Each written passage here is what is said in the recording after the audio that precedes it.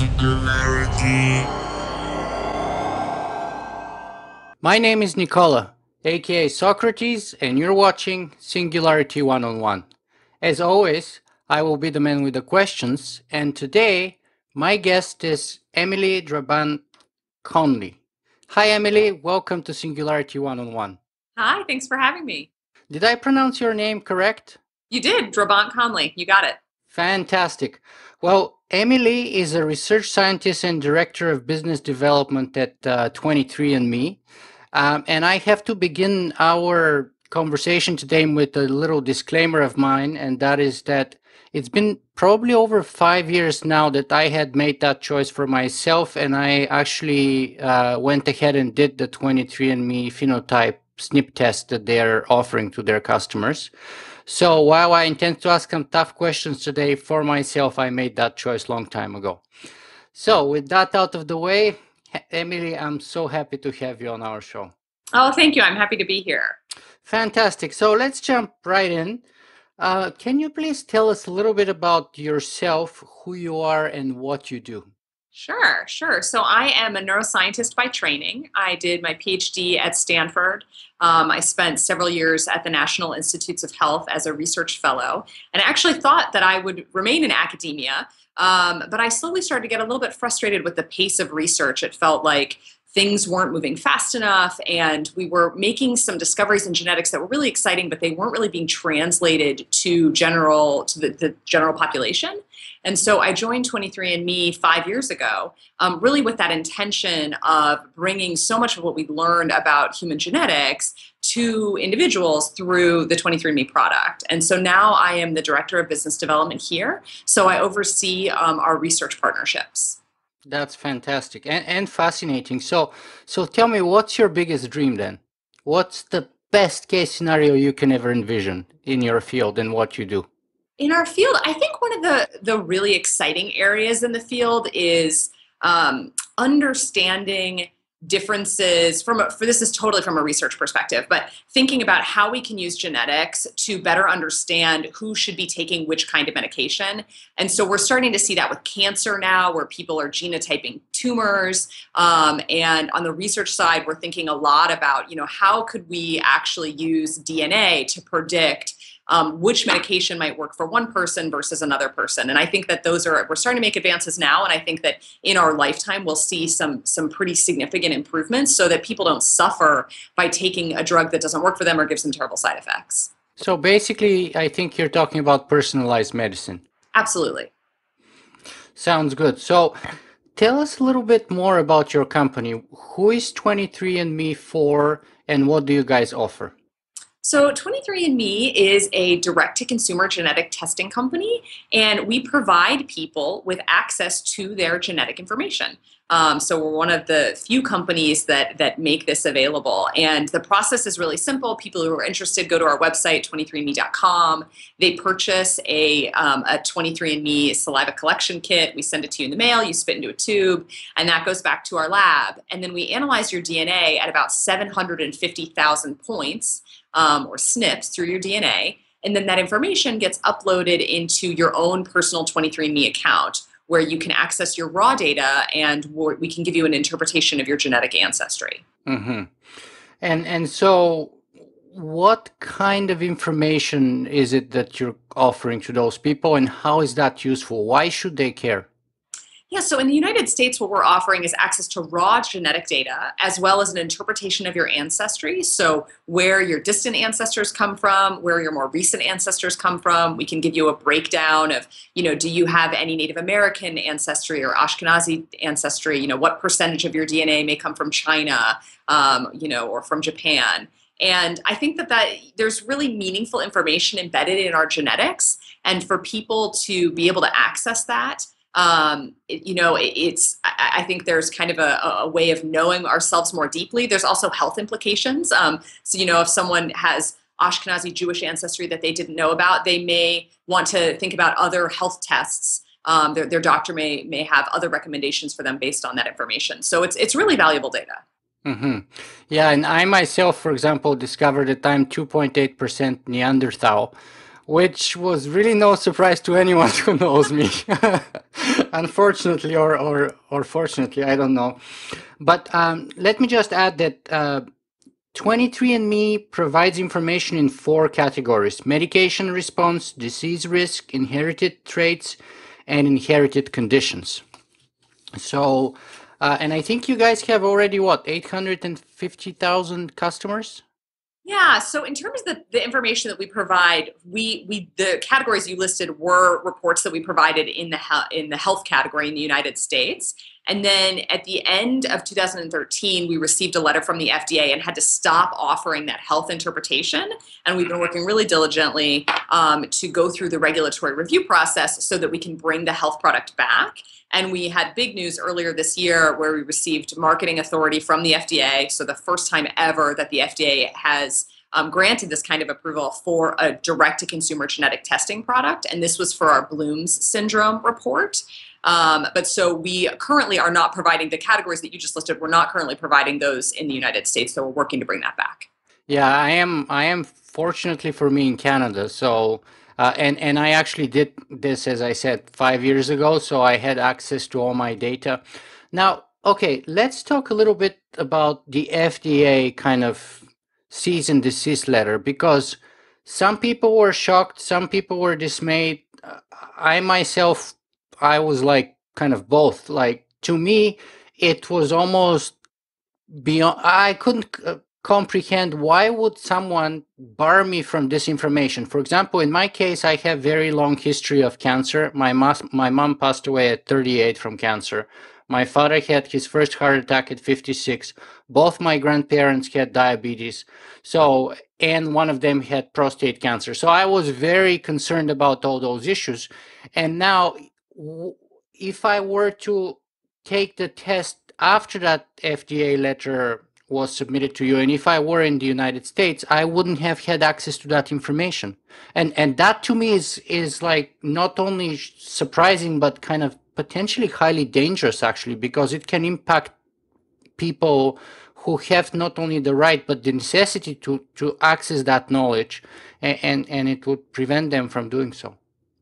Yeah, yeah. When we received the FDA letter, it stirred up a tremendous amount of controversy on both sides. You know, people seeing both sides of the argument there, and I think for us as a company, you know, we recognize the FDA's desire to regulate this space and to make sure that the data that we're providing are accurate and actionable for individuals. And so we've been working really hard through that process, and certainly look forward to a time when we can have the health product back on the market. We're planning to relaunch health in the United States at the end of this year, or later this year. And so, but I absolutely agree. I mean, this is information that for a lot of people is life changing. It's so fundamental. It's core to who we are, and we believe as a company that individuals should be able to access that. Yeah, and in my case, I was actually very fortunate. I was actually mostly good news. So all of my major concerns, I was very substantially decreased risk than the average. So I was just very fortunate in that sense. But let me grab two words that you mentioned there: accurate and actionable. How do we define those terms? Yeah, that's a great question. So, accuracy is measured in two ways. The first way is when you do the genotyping, are you accurately measuring an individual's genotype? So, you're saying their genotype is TT, is that accurate? And that's the first piece. The second piece is the interpretation of that data. You're saying their genotype is TT, and that means that they are at increased risk for developing a certain kind of cancer. Is that information, is that interpretation of the data accurate? So you have to prove both of those pieces. And with our FDA submission for Bloom syndrome, the testing that we did around the accuracy of the genotyping, I mean, it was incredibly accurate. We had nearly 100% concordance between the method that we use and then the confirmatory method you use to test it. And then that interpretation piece, that is with Bloom's, it's very straightforward, where it's an autosomal recessive disease. But with other diseases, that's the piece that can be where there's a little bit more kind of room. And so that's what we have to establish with each and every report. Because to be honest with you, that was what kind of the criticism of my doctor. When I actually had my test done originally, I printed out everything and I went to see my doctor because I had my sort of annual checkup anyway. And I thought, why not bring a printout and put it in my file so that he has it? And he just kind of looked through it and he's like, yeah, you just wasted your time and money with these people. And I was like, what do you mean by this? Like, and his argument was mainly that there's only vague clues. That's to say, no idea what and if something of clinical importance can we do based on the information that you may or may not discover in your gene pool. Yeah, I think I have a couple of thoughts on that. I mean, well, the first thought is kind of in general, the field of genetics has evolved so much, even in just the last 10 years, that a lot of physicians, when they trained, didn't do the kind of genetic training that physicians in med school today are doing, because we just know a whole lot more than we did, say, 20 or 30 years ago. The second piece is that it depends on the kind of genetic information we're talking about. So Bloom syndrome is a good example. That's a disease that's genetically determined. It is not, there's not an environmental component. Your genes will determine whether or not you develop Bloom syndrome. So the genetics are really clear. That's in comparison to something like breast cancer. And BRCA is a really well-known example. Angelina Jolie has been very outspoken about her experiences there, where genetics, they play a role in your risk. They're not deterministic. And so, I disagree with your doctor. I think that there's actually a lot of valuable information we can tell you about your genetics today. And it's growing all the time. We're understanding more and more about genetics, the role of the environment, how those things interact all the time. So I do think that this information is valuable for health. Yeah, and I have to say, I vastly agree with you, but I even had the discussion afterwards with my sister-in-law. And she was telling me, I don't want to know what my chances of developing breast cancer are. And I was like, well, if that's the way you want to approach it, there's nothing I can say to you. But for me, ignorance is never the right approach. For me, it's better to have knowledge and to be aware rather than to remain in the dark. That's my starting point. But I guess that's kind of the choice that everybody has to make for themselves. Yeah, exactly. And we feel at 23andMe that you should have that choice. You should be able to say, no, I don't want to know, or yes, I do want to know, and here's how I can easily access this information. I totally agree with you. Absolutely. Now, you're only talking about getting a permission to release the test results for Bloom syndrome. Does that mean you have to get 249 other approvals to get to where you were 5 years ago? Yeah, so the good news is with the Bloom syndrome ruling, part of the decision from the FDA was that all diseases that are like Bloom's, that are autosomal recessive diseases, no longer require what's called pre-market review. So you don't have to submit an application to the FDA before you can market your product. You do still have to do all of the analytical validation that I was talking about, and you have to do user testing to make sure people can understand the results. So you still have to do the work, but you can actually go directly to market with your product, which is great news. So when we relaunch our health product later this year, it will not just be the Bloom syndrome report. It will be more than that. It will include some other diseases like Bloom's. But for other things like BRCA, for instance, those do have to be done one at a time. Yeah, as I said, in my case, major concern was diabetes, prostate cancer, cardiovascular, obesity, things like that. And so it would appear they're not coming anytime soon. Well, we are, working really hard through this process. I mean, our goal, of course, is to get as many reports into the product as quickly as possible. And so we are continuing our work with the FDA in the submission process. But that information, that's only the case for the United States, right? So if anyone in Canada or the United Kingdom, for example, were to do the test right now, they will have complete access to that information. Yeah, the regulations are different outside the United States and other countries, U.S. like the United Kingdom, U.S. I'm not able to get too much into those products since this is a U.S.-based program. We can't market those products inside the United States, but you are correct that people in the U.K. and Canada can access their health reports. Mm-hmm. Mm-hmm. I see. And let me ask you this: who owns the data? Me? You do. You own your data. That's very good, but people would say, well, the company has it on their servers. So how is it that you own the data if they have it? So you own the data in that you can do whatever you like with it. You can download your data from 23andMe and share it or not. If you choose to close your account, your data evaporates from our system completely. But we really feel fundamentally that it's your information and you should be able to choose what happens with it. Now, one of the things that you can choose at 23andMe is you can opt in to participate in research. And so you can choose to share your data with hundreds of thousands of other people at 23andMe that are also opting into research. And then that information can be used to make genetic discoveries. And I think that's, to me, that was actually a huge draw of why I joined the company. Because the research platform that we've created here is unlike anything else in the world.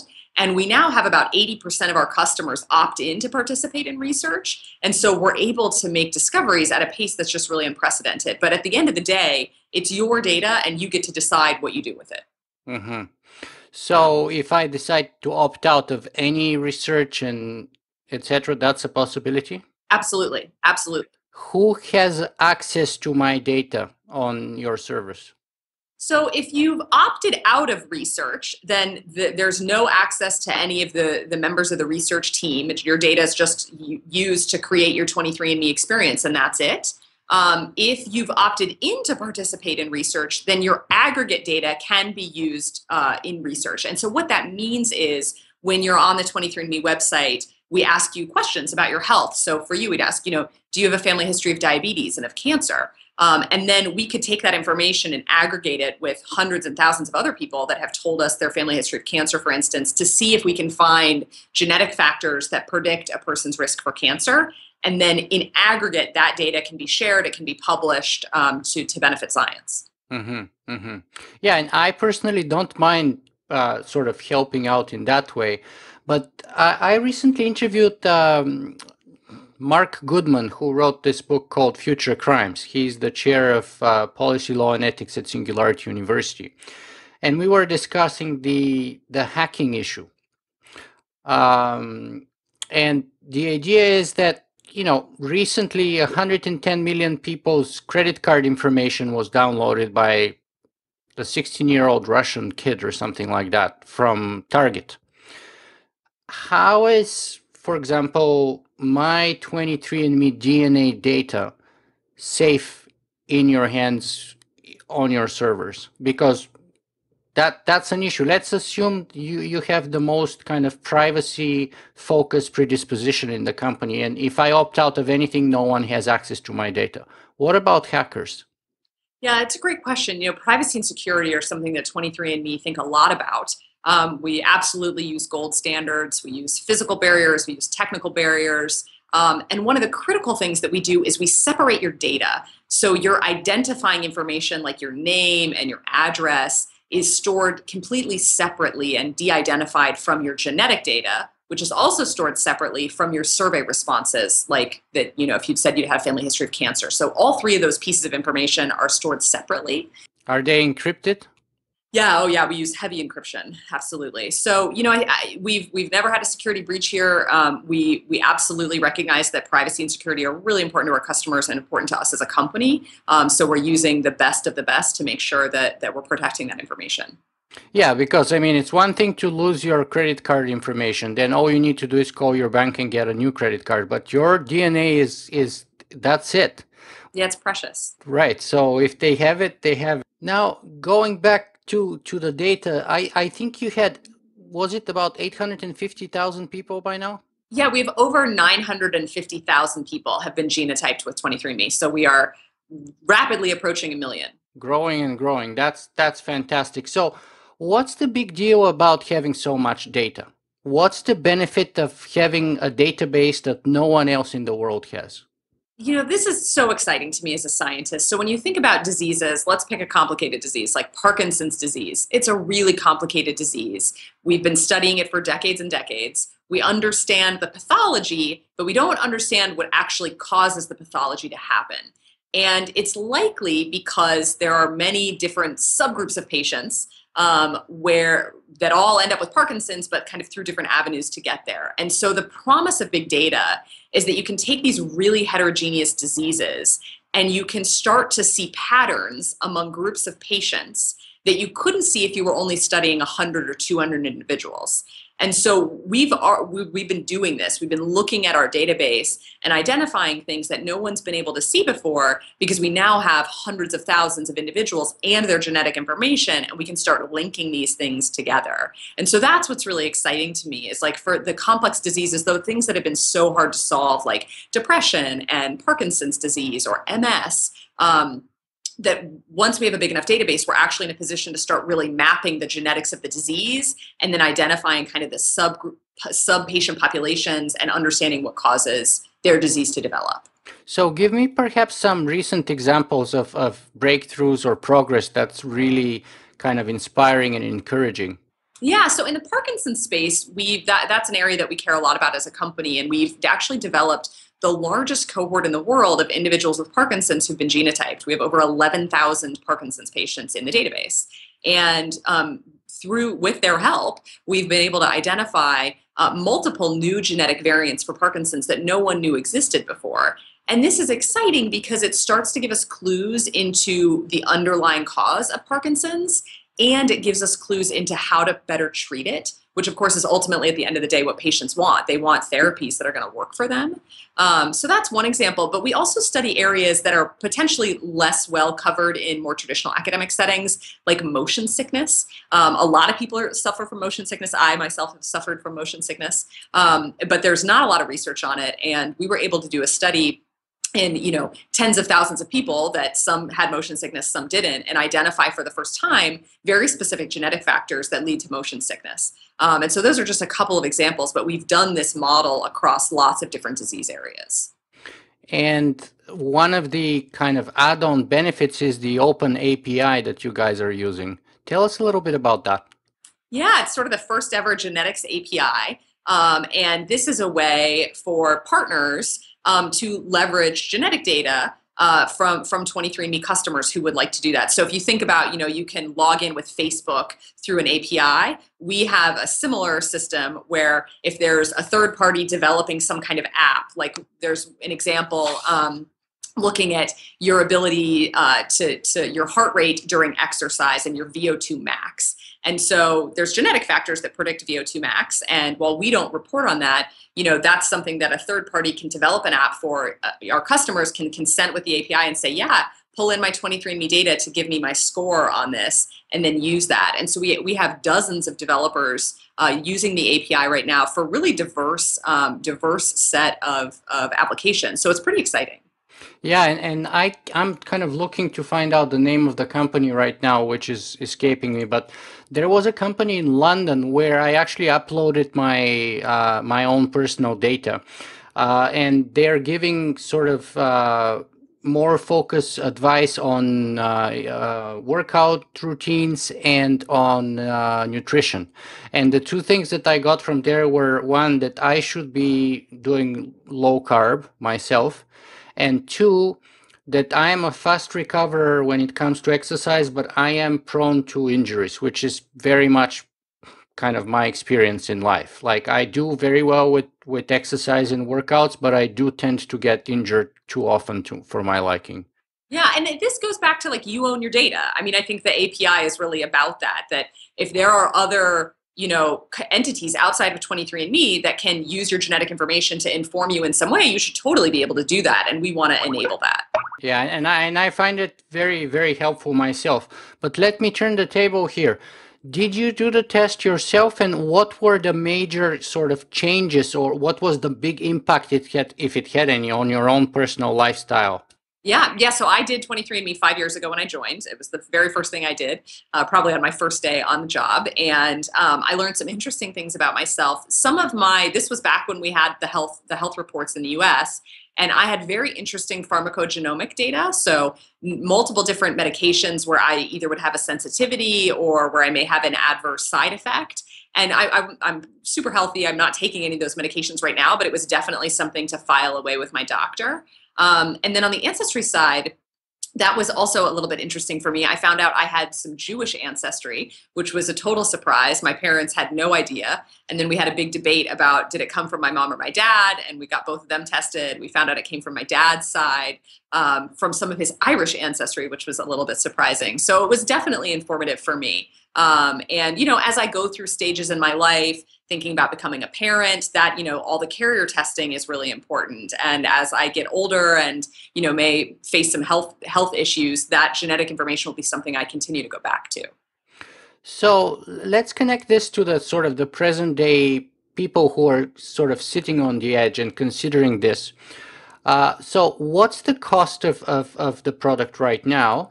And what's the most interesting or relevant, useful data that they would have access to given the FDA letter and the sort of the limitations you guys have to deal with? Yeah, so the product right now is $99 in the United States.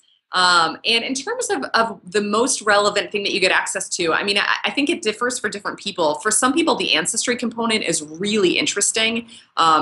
People may not have a great sense of their ancestry, or maybe thought they had a great sense of it, and then are surprised. And as I said earlier, that can also have health implications. But I think accessing the raw data, I mean, for particularly savvy users, there is, you can get access to your raw data, and there are, you can reference that to publications and other things that are out there. So that's available as well.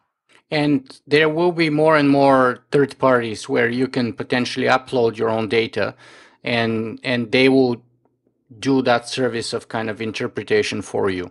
Correct. Yeah, and that interpretation is not done by 23andMe. Right. Exactly. Now, let me ask you about this. Going back to sort of the accurateness of the test, we are only doing what's called phenotype SNP testing, right?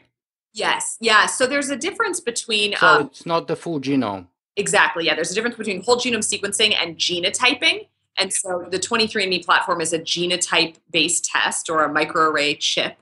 So we're looking at about 750,000 points across your DNA. And what's interesting, and what I think a lot of people don't realize, is that as humans, we're over 99% identical in our DNA. So the DNA that we're actually testing with 23andMe is the places where we tend to differ. And those tend to be meaningful in terms of our ancestry or our health. So is there a benefit to doing a full genome test rather than a partial one like we are doing right now, in terms of the accuracy of the information, perhaps the depth of it? Yeah, you can get different things by doing sequencing, and there are some diseases. So I'll come back to BRCA again because it's a really well-known example. So BRCA is a gene that's been linked to increased risk in breast and ovarian cancer, and there are a couple of SNPs, which is what 23andMe looks at, that have been strongly linked to breast cancer in women of Jewish ancestry. But there are hundreds of mutations in the BRCA1 and 2 genes that have been linked to cancer. And so sequencing is a different technology. It's not what we do, but that can allow you to look at every single variant in the BRCA1 and 2 gene, and it can give you deeper information about your risk. And so there's trade-offs. So sequencing is a lot more expensive, but for some areas you get this, you always get deeper information about the genetic sequence, but in some cases there's interpretation of that is beyond what you can do with just typical SNP chip testing. Now, in other diseases, it's not really as relevant. Like, Bloom syndrome, for instance, what 23andMe does, there's one known variant, and that is the variant that is disease causing. And so even if you sequence that whole gene, it's not going to give you more relevant information. Mm-hmm.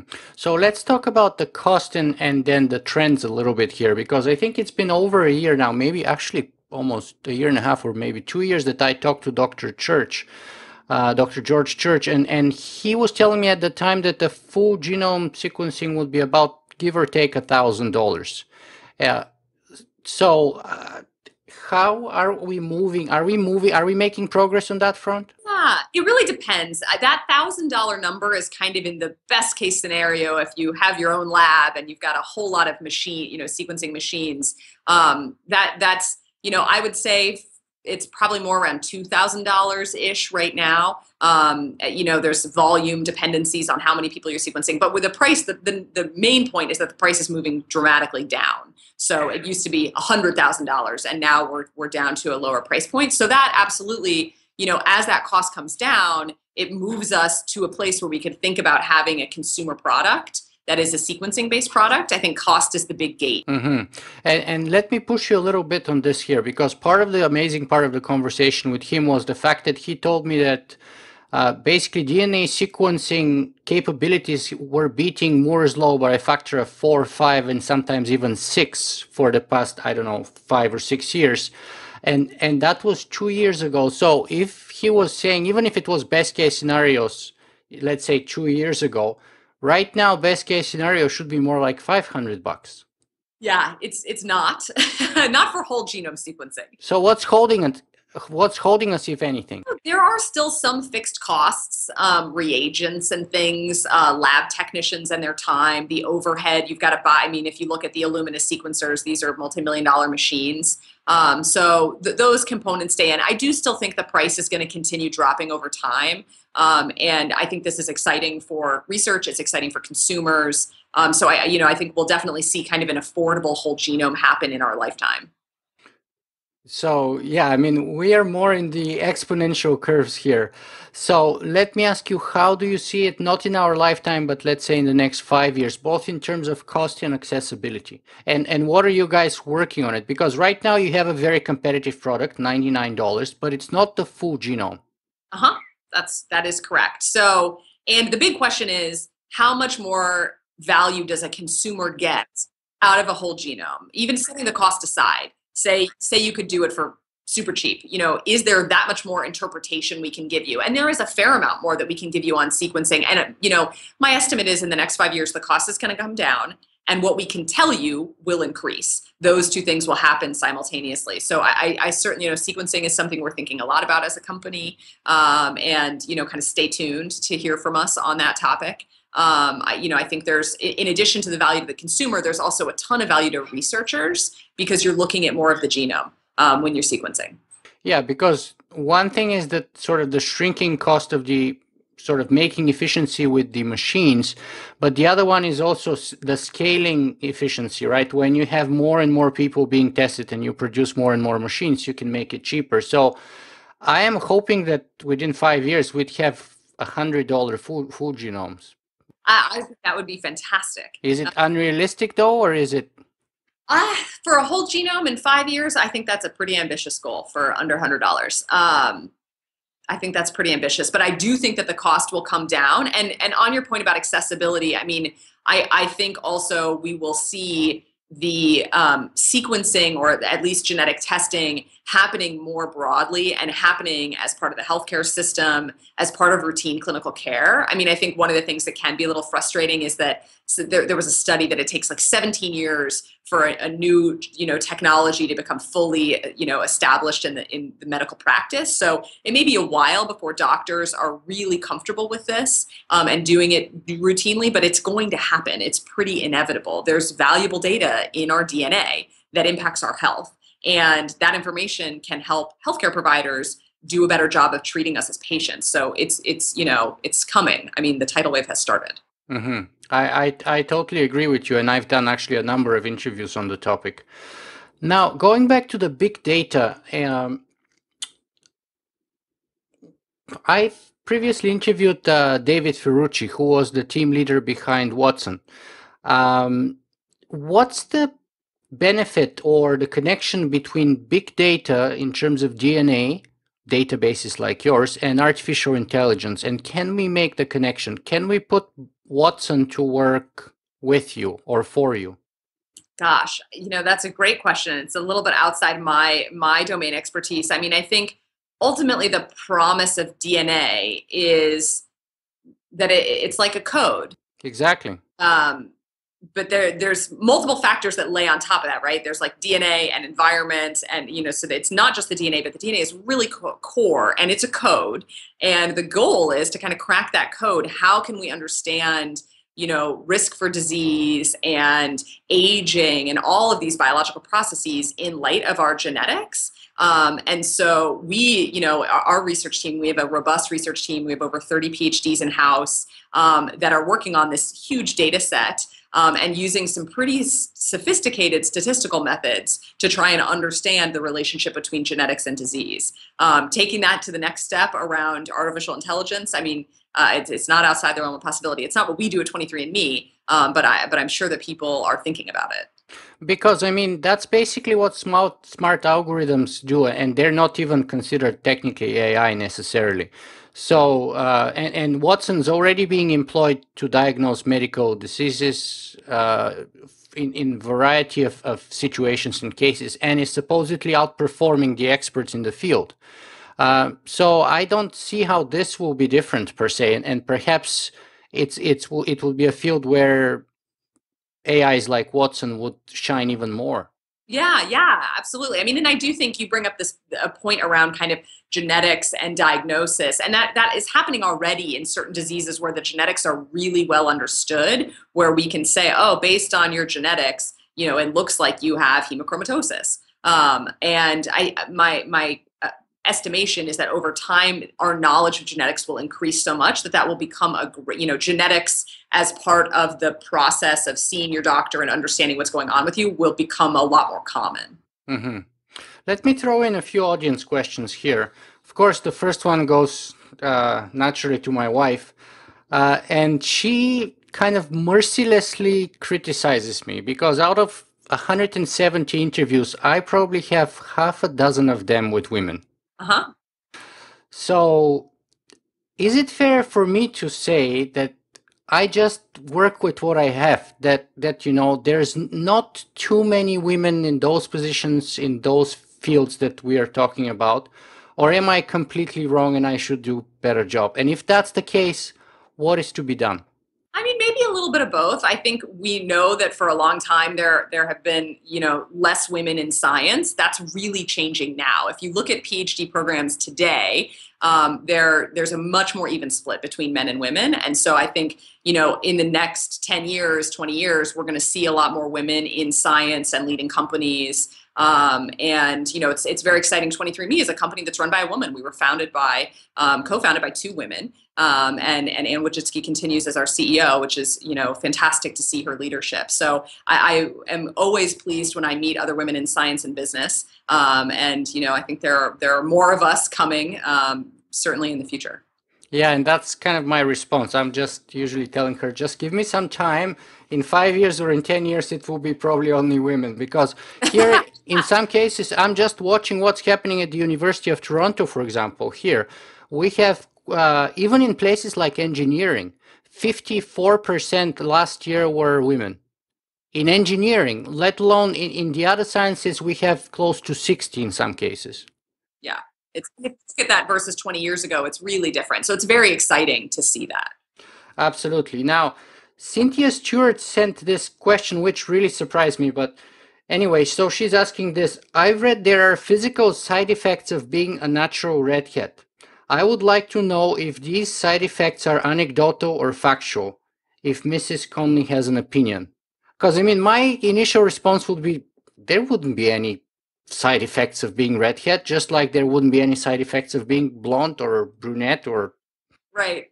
It's an empirical question. So it's certainly something that can be asked. And one of it's actually something that 23andMe in a way is suited to do. So what's cool about our research platform is we have hundreds of thousands of people with their genetic information, and we ask them a lot of questions about their health, but we also ask them questions about a wide array of things, like did you grow up in a rural area? Did you grow up drinking well water? Have you been exposed to pesticides? So we can start to look for relationships between variables in a way that is broader, perhaps, than a lot of traditional approaches. And we recently discovered, for the first time, genetic variants associated with being a redhead.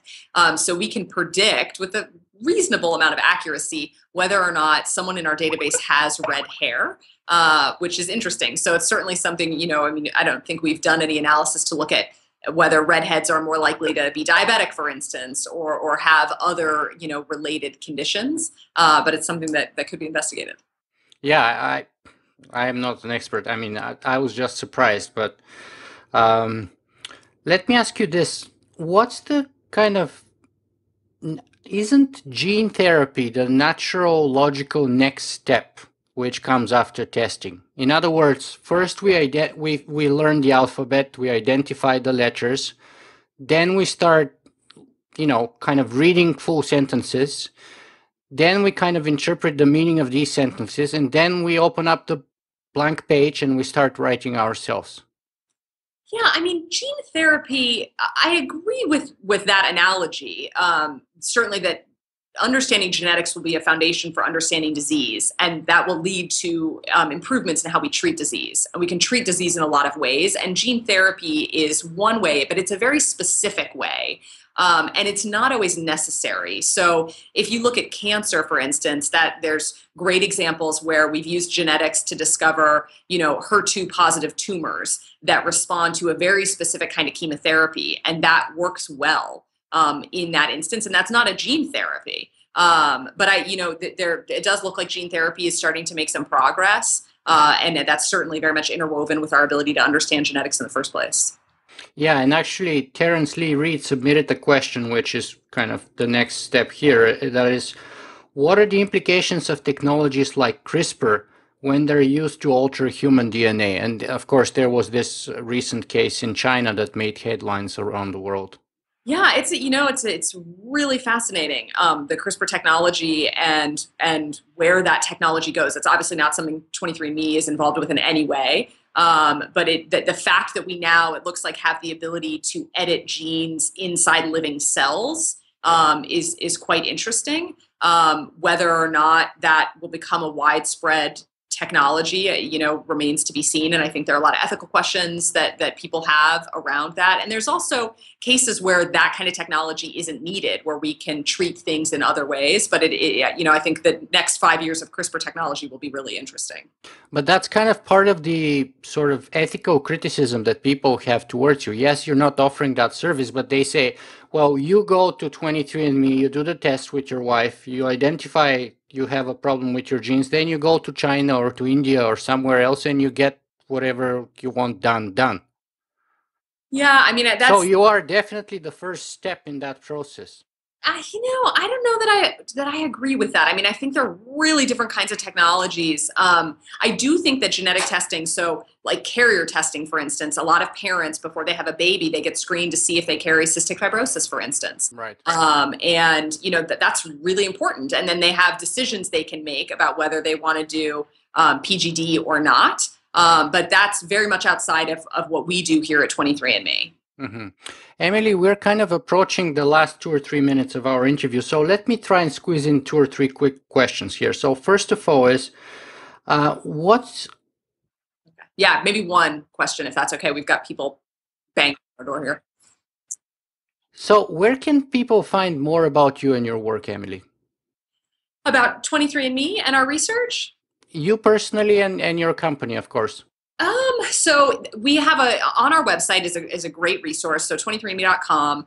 On the website, we've got a link to all of our research publications. And so you can see a great deal about our science there. And some of my publications are listed on that site as well. And we have a media center. So if you just Google 23andMe Media Center, that is a link to all of our press releases. And that's also a great way to kind of stay up to date with what's happening. And then the last resource, actually, this is probably my favorite resource, is we have a blog, the 23andMe blog, and it's active and we post a lot there about what we're up to. And so that's a great resource as well. All right. The last question is, what's the final message that you want our viewers and listeners to take away from this 45-minute conversation with you today?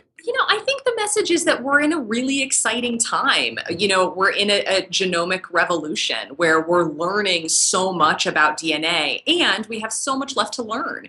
So we're really at the infancy in many ways, but I personally am quite excited by where our knowledge is and the potential for where we have to go. And so I think that, if people want to learn more about their DNA, 23andMe is an excellent way to do that. If people want to contribute to research and to our understanding of disease, 23andMe is an excellent way to do that. So I'm very hopeful about the future, and I'm excited to see, we should have this conversation again in 5 or 10 years and see where we are. Absolutely. But for today, Emily Drabant Conley, thank you very much for being with us. Thank you so much for having me.